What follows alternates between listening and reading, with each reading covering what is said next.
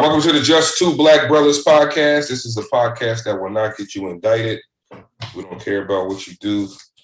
It's a criminal nature. We care about you as an artist. I'm DJ Period. It's my brother popolitickin. We are joined by the homie Michael BluEyez. What's going on with you, sir? Oh, man, I'm blessed. Thank you guys for having me on your show tonight, bro. I really appreciate it. Yeah, we appreciate you for coming through, man. Yeah, absolutely. So shit, we'll get started, man. Let everybody know who you are, where you from, what you do. Yeah, my name is Michael BluEyez. I own Relentless Vision Entertainment. We're out of Fresno, California. We're one of the dopest independent record labels right here out of the Central Valley. We have a recording studio here in the Central Valley. I got a whole team that works under me, a couple of audio engineers, in-house producers, videographer by the name of TME Vision. So we're really moving. So we're doing a lot of big moves right now. All right, for sure. I was reading your bio. You from Fresno? Yes, sir. Yes, sir, I am. Yo, one of my favorite rappers is from Fresno. Which one? Fashawn? Killer Tay. Oh, Killer Tay, that's the big homie right there. Yes, sir. Yeah. Man, I grew up, I grew up on Killer Tay, man. Mr. Mafioso, all that. I live in Brooklyn, New York now, but I grew up in Sacramento. Yeah, I'm from Fresno. Sibo's record label with the West Coast Mafia. Yeah, West Coast AWOL, West Coast Mafia. Yeah, they was doing their thing, man. 90s, 2000s. Sibo's still doing this thing though. But yeah, I grew up on all that. Marvelous, Pizzo, Looney Corleone. Yeah, Looney Corleone, and my big homie just dropped a new album called Family Matters. That's one of the hardest albums that I've heard in a while. Oh, who he dropped it with? He dropped it with X-Rated. Like 2 weeks ago. So it's a super solid album. Yeah, I gotta go check it because a lot of that music is timeless classics, like that the rest of the world don't really know about, but we in California know, like them shits is classics, yo. And when X has been dropping these albums the last couple of years that are just phenomenal because he was sitting in there waiting for the day he could come out here and really push his music, and so he pushed it while he was inside, but now that he's home, he's been doing everything as a businessman should, so he's making some real. He a good story. You too though, because I read your bio, man, looking at some of your videos and stuff like that. Y'all, both of y'all brothers, man, y'all good beacons of light for the people who feel like, I ain't got shit left to go home to. Because a lot of people that feel like they should stay there and still go home. When I was in there, he helped me get clean. He helped me get my life together when we were in there, and really helped me figure out what I needed to do in order to get my business in line and figure out what I wanted to do when I came home. So after I got sober, I went to college. I got my business degree, and then I paroled and came home and started into the music game after I had a better understanding of it, And then I went to Fresno City College for 10 months and got certified as an avid Pro Tools engineer, and then from there, about a year after that, I had the money after busting my ass for 2 full-time jobs for a year, finally, and then a couple of my close friends as investors. We started the label, so it's been going good. I started the label the same month I got off parole. So I had to walk a fine line, so I had to wait until I was legit and legal, and then once I did that, then I could really step into my shoes as a role model and show people how to carry themselves as an artist and a business owner who came from nothing, So. No, it's funny you say sober, man, because I got a little brother. He locked up. I think he in Salinas right now. And like he hit me for money and shit. So my dad was locked up too. My dad was in Vacaville, and then he was at I don't know if they still is San Luis Obispo still. He was down there for a little bit, but like my little brother, man, he said don't send him the money because he want the money on Cash App and shit. Like he don't want the money on his book. So my dad was like, if he asking for the money on Cash App, then he in there smoke some shit he ain't got no business smoking, man. I've been worrying about smoking some shit and just start on his goals and what he wants to do when he comes up. A rapper too, man. So it's like he be going in. So it's like, yo, you ain't never gonna go home if you fucking around in there, right? Yeah, never. I did 20 years, 7 months, 6 days before I finally figured out what I needed to do to get it right. And I came home. but I didn't get clean. I got clean about 6 years before I paroled, so I wasted 15 of it politicking and screwing up and getting caught up in all kinds of drama. Yeah, And facts. I sat in the shoe for 6 years. I mean, like all kind of stuff, all kind of rough stuff that we go through. I call it our adjustment period because I was Yeah. like, you know what I'm saying? Like I started in the pen at 18 years old. And then I had to figure out, in my mind, I'm like, I ain't never going home. So I just acted like a knucklehead You until like, I live here now. I'm gonna adjust to the ways of life in here. exactly. And so, that was the mentality. But you kind of need that in order to survive in that environment as long as we did, you know. So after I was in there long enough to where I knew how to navigate through the industry, then I got clean and started to focus on my college and getting an education and really once I figured out my brain could soak up knowledge, that's when all kinds of doors started opening up. You know, we start understanding life completely differently when we're using our critical thinking skills, you know. So That's a fact, man. Like, no, that's why I said, man, I was reading your bio and stuff. I was like, yo, this gonna be a good interview because I'm a big criminal justice dude. Like, because my whole family been in trouble except for me, knock on wood. But it's like one of them things where, like, it's just a lot of smart people locked up. You feel me? Just probably made one bad decision. But to me, if you're going to take a person who was locked up non-violent, they did a non-violent offense, right? right. They gonna have to be violent to survive. Mm-hmm. So you throwing this non-violent dude into a fucking wolf's den where like shit, I gotta do some fucked up shit if I want to maintain. So that's why I have a problem with that. Like it gotta be a better way because a lot of dudes they end up getting more time because they were violent while they were in when they should have. It could have been another alternative to this non-violent offense that this person committed. Yeah, because the way the especially with the California prison system, it's different with different states, but specifically with ours, as soon as you show up, it doesn't matter what city you're from, you're thrown straight into the gang culture because somebody comes up to your door and they're like, "What city you from?" So you start socializing with the people that are from your hometown, from your city. You automatically start getting trained for gang thinking and gang mentality because now you have to socialize with people from an area in order to even survive, right? And then that just pushes you straight into the violence circle. And then once you get caught up in it, then you're stuck in it. You know, you can't get out of it until you figure out, oh, this is just a bullshit game. I need Right. to I need to start understanding what the hell I'm gonna do when I go home. You know, and but you know, it takes some people learn it after a year. Some people never learn it. I was telling somebody. I was telling somebody the other day when I was in the pen. I remember there was this 70-year-old man. I said I used to always check in on him, and I didn't see him for like 3 or 4 days. And one day he's on the yard. I'm like, "What's up, OG? I ain't seen you in a minute." And he's like, "Oh yeah, you know I've been gone off that shit for a couple of days in the cell, so I didn't feel like coming out, you know." And I just looked, and I thought, my God, I'm glad I ain't this 70-year-old man who ain't figured the shit out yet. You know what I'm saying? Like, because there's so much more, you know what I'm saying? Like you can't get your dreams unless you work for them, and you can't work for them when you're laid up on the bunk doing it. You know? So how'd you link up with X? We showed up to the same facility towards the end of our term. He was still doing his life sentence. And then I was finishing up my 25-year sentence. And then I got transferred to another prison. And then he paroled from the level 2 and out on his life sentence. And now he got out about a year before me.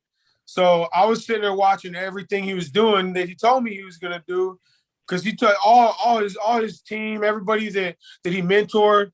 You know, he was proud of his goals and his roadmap, and he's came home and he's knocked home runs for every single thing that he said he was gonna do. And now he's out of Vegas. We're going there on Saturday. Me and my videographer, we're going to shoot a music video with him this Saturday. So that's going to be, I'm going to drop that music video. It's called Chosen Few. We're going to drop on the same day that I dropped my album in January called The Ascension by me and Michael BluEyez and 88 Drums. That's my producer. He's producing the whole thing. I don't know if I heard you. So what happened? Like, why did you get a 25-year sentence? I shot somebody at a gas station when I was 18. Somebody pulled something out on me, and I was involved in that life, and I pulled mine out a little bit faster, you know.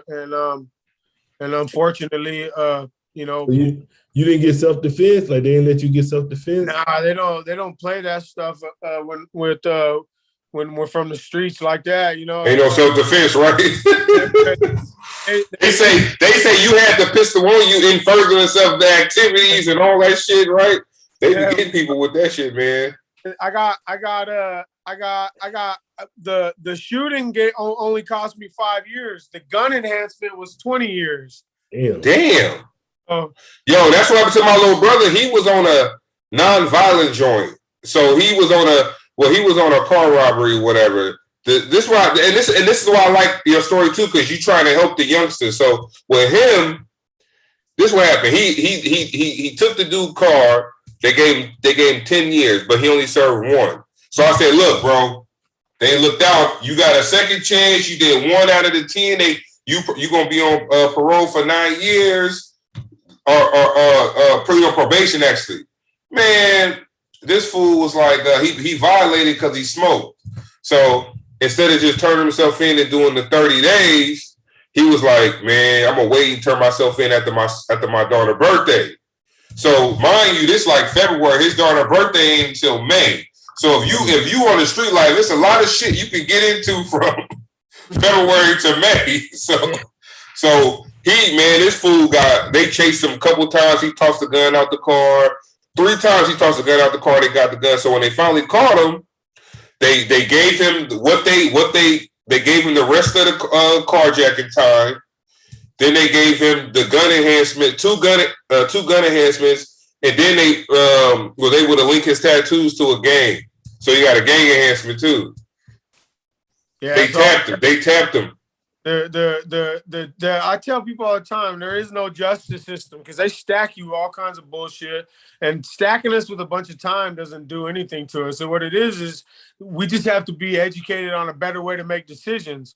We got to have better role models and better ways to make decisions. And once we learn that education really ain't a hard thing, then it became like a fun thing. You know what I'm saying? And then the more I learned, the more sharper my brain got, the better my rhymes got, the better I was able to look at the industry and understand things differently because we're able to think more sharper. But guys in there, you don't really see that yet. All you see is, oh man, I don't want to go to school. You know what I mean? Because that's been their whole life. You know what I mean? But you know, and like people come up to me all the time and be like, they want a record deal.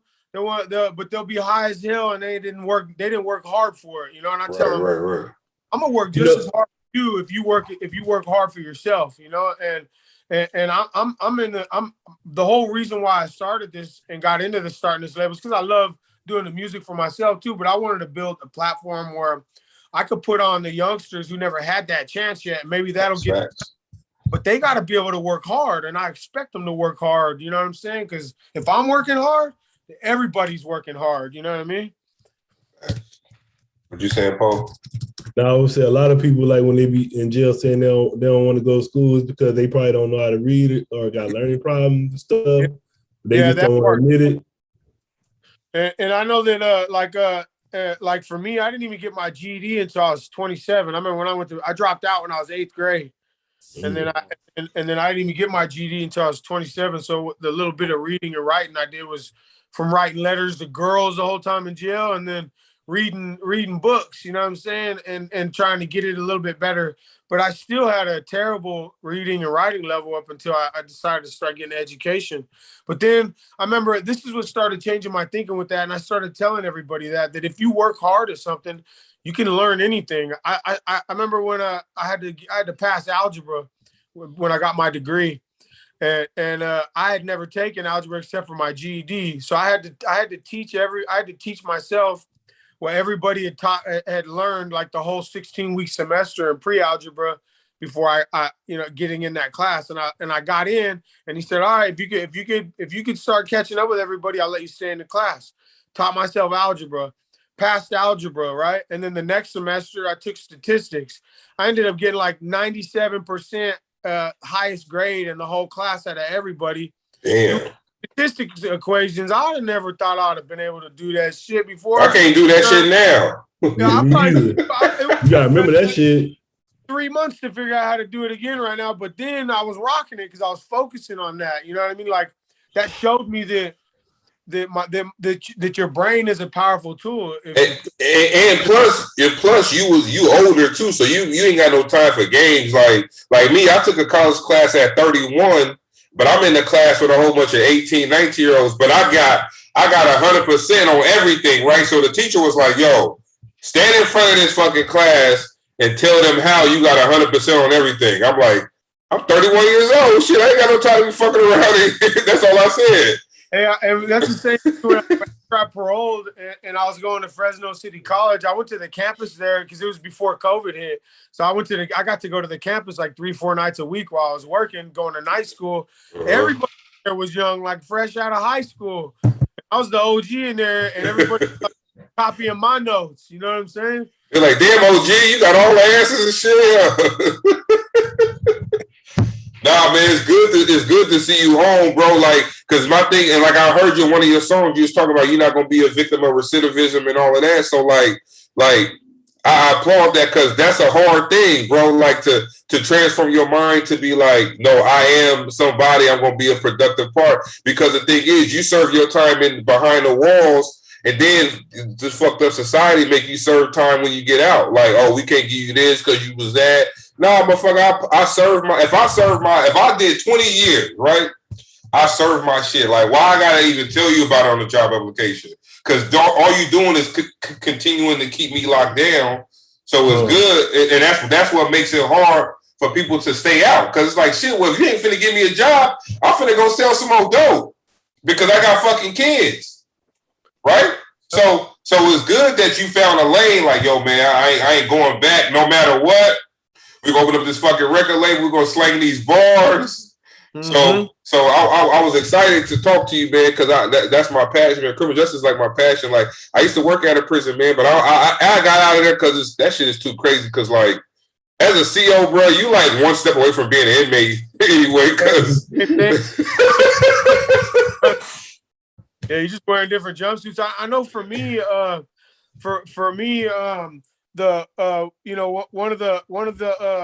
one of the biggest things that I still do, I still work for a nonprofit organization full time. I'm a video editor, a media editor, and a staff trainer, and we go back into prisons and teach still in California, right? And that's my full time job, but that helps. And what we teach is conflict resolution. We go back in there and people basic active communication skills. So that disagreements are less, right? Because that's what I learned a long time ago is most stabbings and stuff that happen in prison over a dollar a top ramens was just because they had a misunderstanding of the deal. You know what I'm saying? Right. If we get people to communicate better, then it got the violence down in prison. So that's my full-time job. That's what pays my bills. And then all my extra money I'm putting into the label because basically I took on a whole nother mortgage payment to run the commercial building and then all the bills that go with all that stuff too. You know what I mean? But we needed that. I needed that. My team needed that, and the youth needed that for the inspiration to know that we can do it. You know, because I remember when I first paroled, I thought that college degree was going to help me get a job.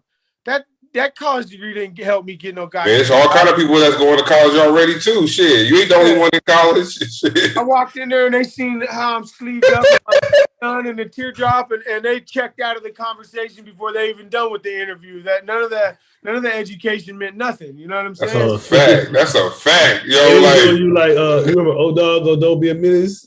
Yeah. Hell no. Yeah, nah, that's a fact. Like. That degree, because Kanye West said that. She said that's a piece of paper, bro.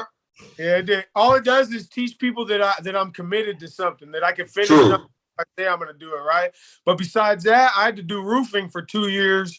You know what I'm saying? To supplement my income until we got the label going. Like we got to do it. We got to do it in a responsible, legit way now. You know.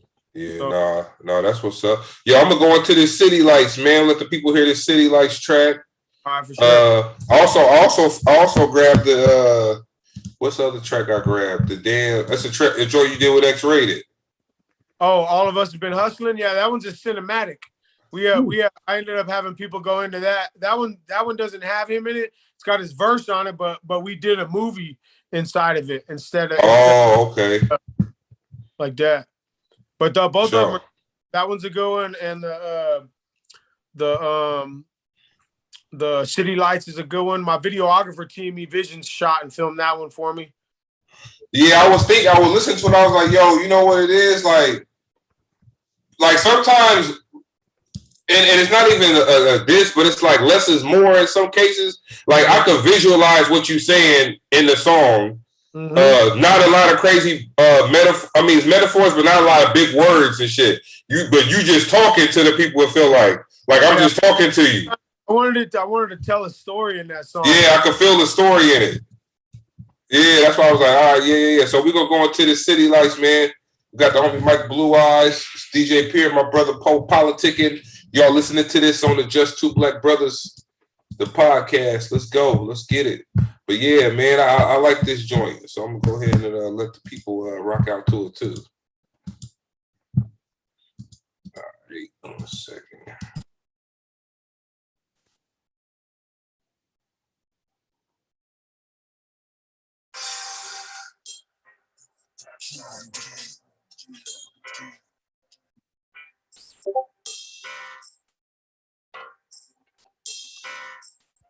Check out my rod, yeah, it's hella titties, right? In the parking lot, topless and city lights. Get it? Topless and city lights. Get it? Topless and city lights. Ambient light, reflecting glitter off that clear coat. Candy paint, platinum nipples shining on them front spokes. The metaphors, they're through the roof. No tops in the venue or in my coupe. Peep, watch as I hit the stage. Let off a burst, I'm moving bodies like a 12 gauge. On the dance floor, it's looking like a freak show. Spitting my lines, make it look easy like a free throw. All-star Hall of Famer, I'm in the game. Relentless Vision Entertainment made it out the cage. All-star Hall of Famer, I'm in the game. Relentless Vision Entertainment made it out the cage. Check out my rod, yeah, it's hella titties, right? In the parking lot, topless and city lights. Get it? Topless and city lights. Get it? Topless and city lights. Ambient light, reflecting glitter off that clear coat. Candy paint, platinum nipples shining on them front spokes. The metaphors, they're through the roof. No tops in the venue or in my coupe. Peep raw facts up in your eyes while you're able. True dedication, grinding independent label. Look, the stripper, she's strolling all the tables. She just hooked a soldier whose aim is deadly fatal. That's risky business if he's not mentally stable. But for her country, she's willing to risk it and she's able to sacrifice her body, her morals, and her bankroll. Just seen another sucker drink up by the navel. Check out my rod, yeah, it's hella titties, right? In the parking lot, topless and city lights. Get it? Topless and city lights. Get it? Topless and city lights. Ambient light, reflecting glitter off that clear coat. Candy paint, platinum nipples shining on them front spokes. The metaphors, they're through the roof. No tops in the venue or in my coupe. Pete, these thoughts are hella thirsty. I'm my own boss, ain't nobody gon' work me. I wake up ready for the day, feeling perky. Like the tits on this chick who's almost 19. Old soul, hearts colder than an ice queen. Like Tanya Hardin, she's all about the ice scene. Speaking of ice, her whole life is a pipe dream. Her fiance wants to give her nice things, but he's a knock, so he blew her out a pipe ring. And for the honeymoon, he took her to the ice rink. Ice rink, that's code for the trap spot. She hit a triple axle on the blade off the blacktop. Check out my rod, yeah, it's hella titties, right? In the parking lot, topless and city lights. Get it? Topless and city lights. Get it? Topless and city lights. Ambient light, reflecting glitter off that clear coat. Candy paint, platinum nipples shining on them front spokes. The metaphors, they're through the roof. No tops in the venue or in my coupe.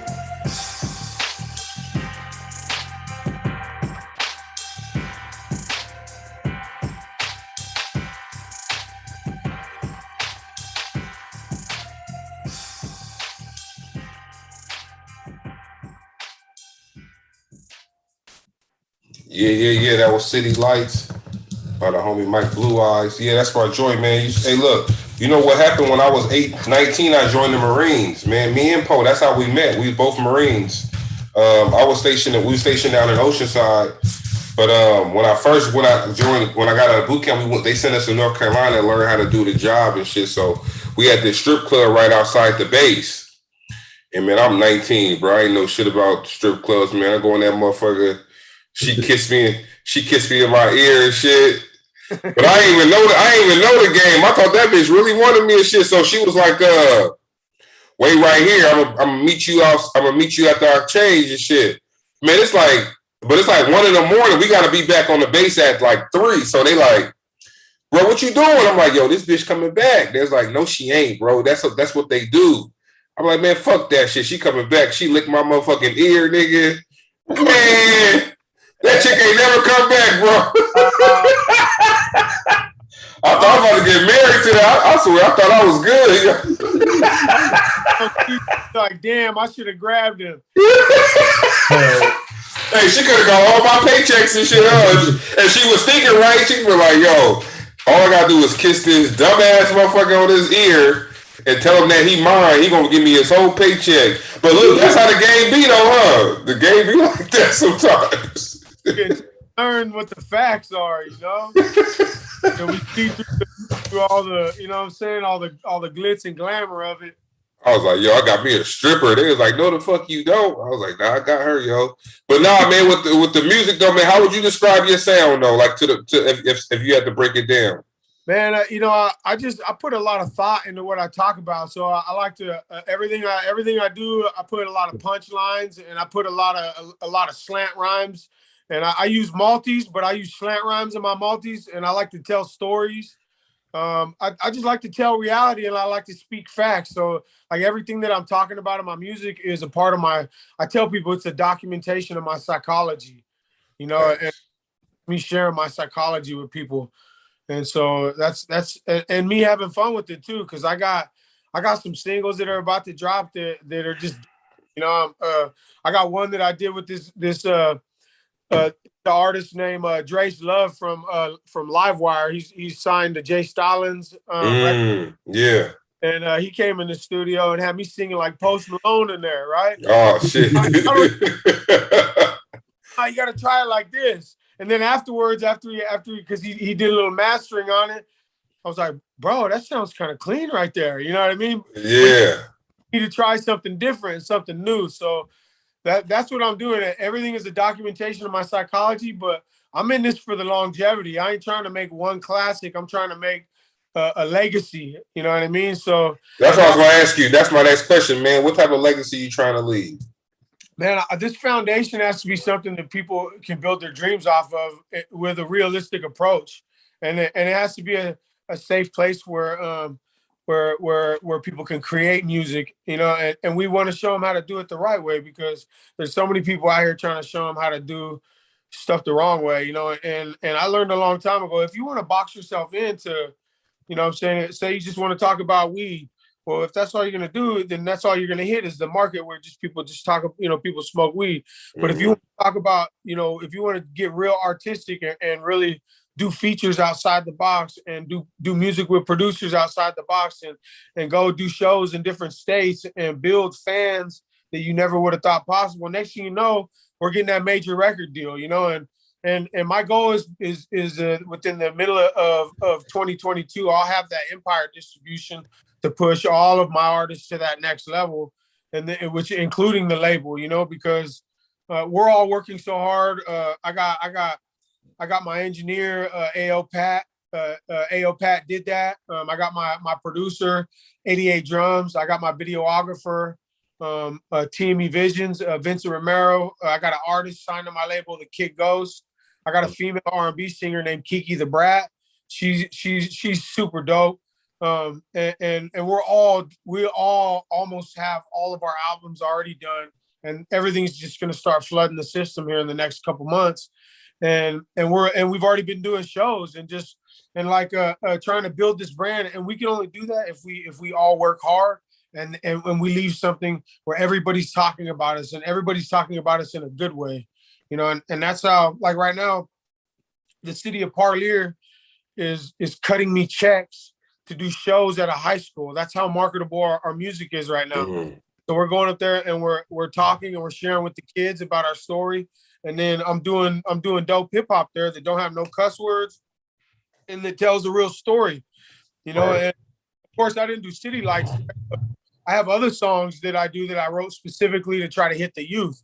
And we go there, and now I got everybody in the city that's tapping in with me trying to go. We got a youth music festival on December 11th. The city of Parlier paying for it because I went up there and showed them the proposal for what I want. I got a Christian rapper named Ray Young that's headlining. Yeah. And Ray Young's already did music with Snoop and Wiz Khalifa and Mozzie. Like he's already been hitting the big name market, you know. So for me, I want to leave a foundation that's gonna expand, and the infrastructure is gonna get large. I want to be one of the best known, respectable record labels on the West Coast, and then nationwide after that. You know.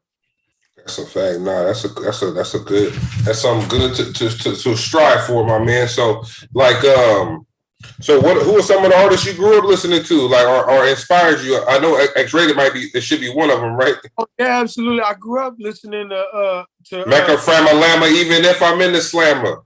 Even before that, when he had dropped Exorcist from Sacramento County. Oh yeah. No, that was the hardest album dropped from a jail period. Look, check your bitch.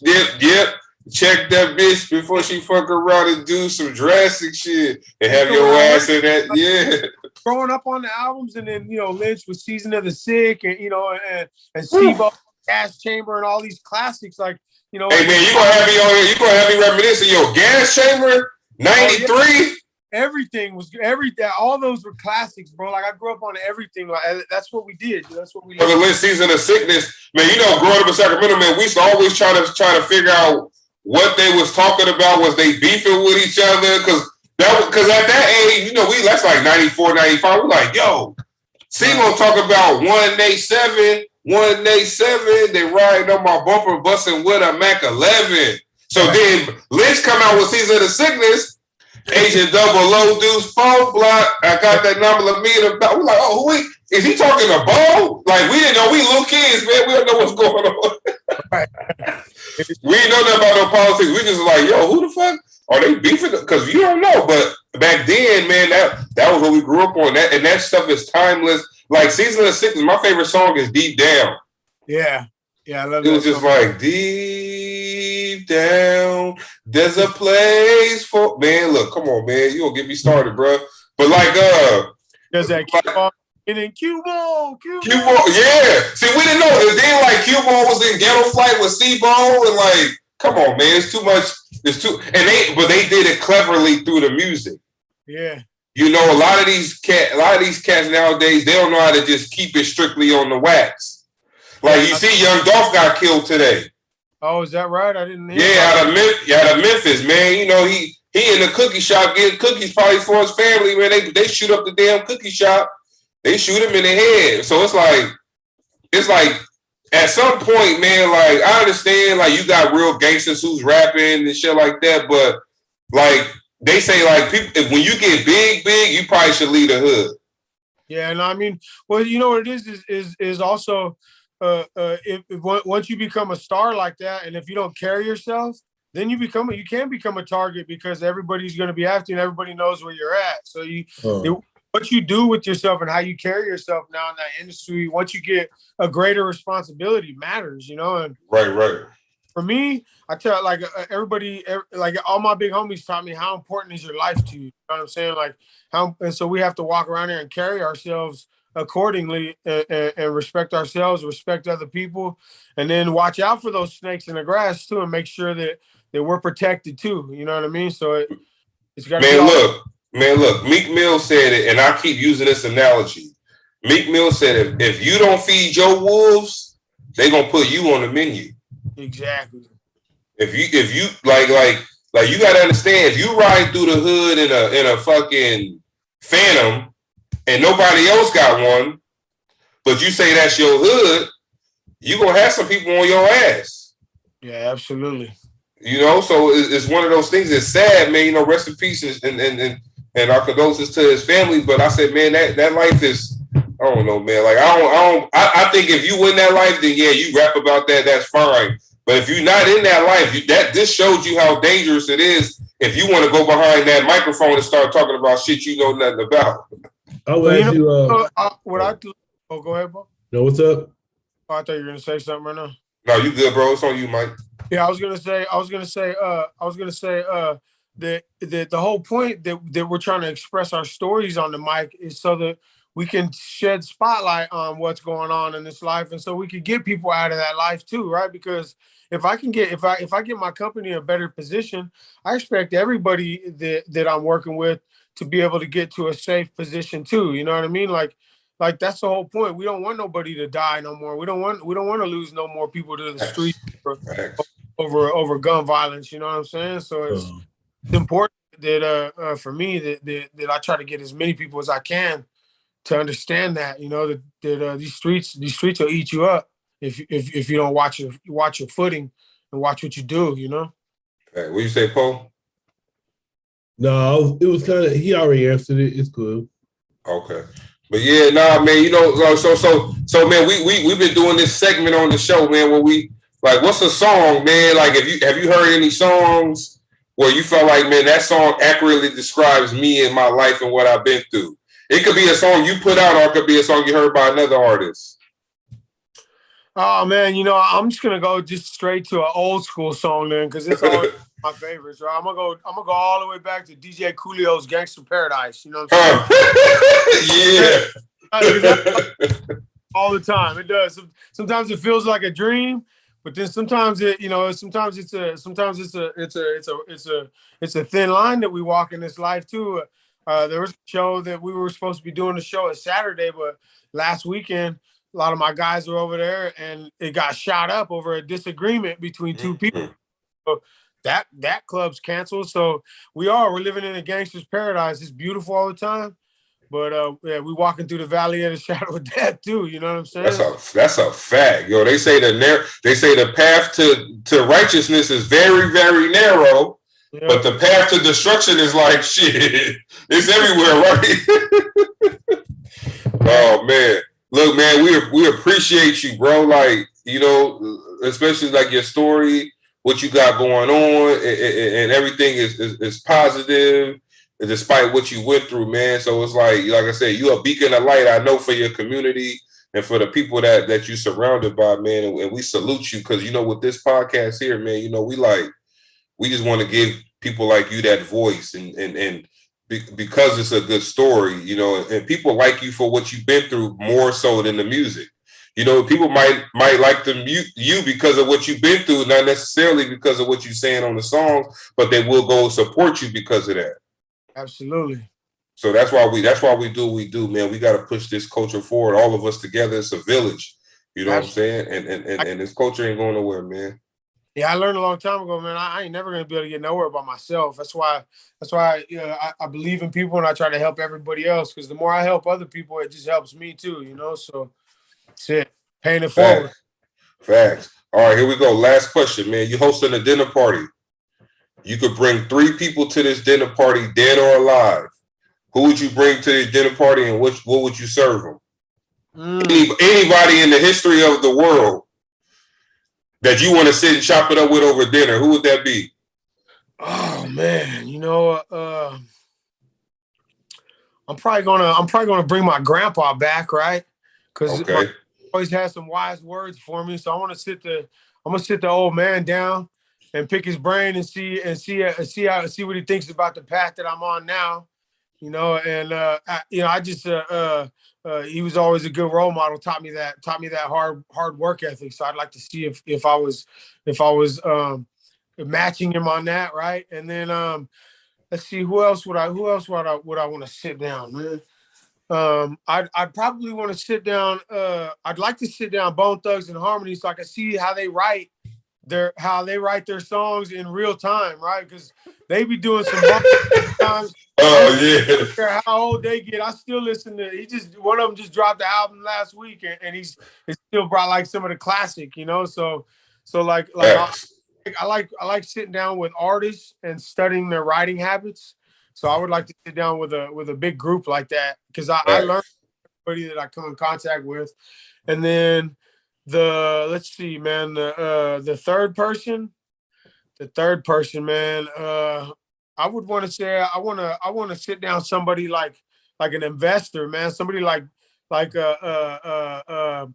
Elon Musk, and figure out how you some of those ideas, right? Just off the wall stuff that becomes the $1 billion product. Because if we can get into some new lanes too, I'm always ready to open up into a new lane too, you know? Yeah. You know, Bone about to do a versus with 3 6 Mafia. Oh, what? Yeah. I think it's coming up soon. All right. A lot of people saying 3 6 might win. I said Bone, bro. I said Bone gonna win. Yeah, Bone got hit. People just forgot about Bone. Yeah, people forgot about Bone, thinking that 3 6 Mafia gonna beat him, but Bone got shit. They gonna play Thug Love, and they gonna play Bone and Notorious Thugs. That's 2 wins right there. Yeah. Crossroads. First of the month. For the love of money. Yeah, for the love of money. Hey, when that No Surrender come on, No Surrender. Oh man, come on, man. Smokers, but smokers only, but smokers only. But smokers. Man, that's what I say. Y'all better quit sleeping on Bone. Anybody listening to this, stop sleeping on Bone. Just because you ain't. Bone too, though. Oh, it's the Thuggish. Oh yeah, come on, man. Hey, the 6 do got some shit though, man. So it's got some shit. 3 6 Mafia they got Stay Fly, sipping on some scissor, spin. They do Ryan Spinners. They got that old shit that like that fighting club music. Tear the club up. Yeah. Hey, that shit got people killed before though. Look, hey, when them goddamn songs come on in the club, you better get the hell out of there, huh? They got Hustle and Flow. They got them songs. Nah, but they verses should be like next week or something, man. You tap in, you know, you get some nostalgia. Yeah, I'm gonna have to get some of that. Hey man, anything you want to leave? Any words of wisdom you want to leave to a young artist or somebody who might be? Hey, you might have some people that's locked up watching us on their cell phone, man. Like anything you want to leave to the people. Just if you're in there, man, just stay focused on the end result, which is that parole date and coming home, right? But when you get home, that's when the hard work starts. Is staying home once you get home and not going back, right? And then for any youth that's watching, man, just pick better role models. Don't pick a role model that's still in the streets, man. Pick somebody who's successful in life, even if you don't know them, and focus on what they did to get there. That's what I did, man. And then sometimes we don't have role models, and we got to teach ourselves how to get there. If you believe in yourself, you'll get there. That's straight up. You just got to work hard for it. Thanks. So let everybody know how they can find your music and how they can find you on social media. My name is Michael BluEyez on IG. It's Michael.BluEyez, BluEyez. And then also on YouTube, Michael BluEyez. You can hit me on Facebook as well. And then I tap in with everybody. I move a lot too on social media.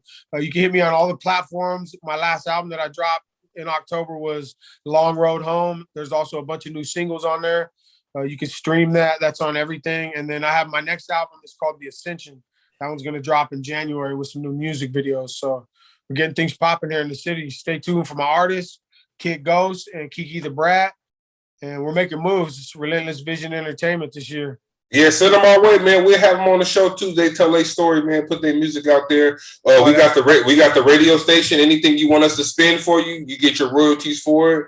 Just send it to us. I'll see my email and everything with that. So we gonna stay tapped in with you and follow you, man. Have you back on in about a year or so. See what's going on with you. Absolutely, man. It's gonna be a whole different story next year. All day. I appreciate you. All right, y'all be easy, Paul.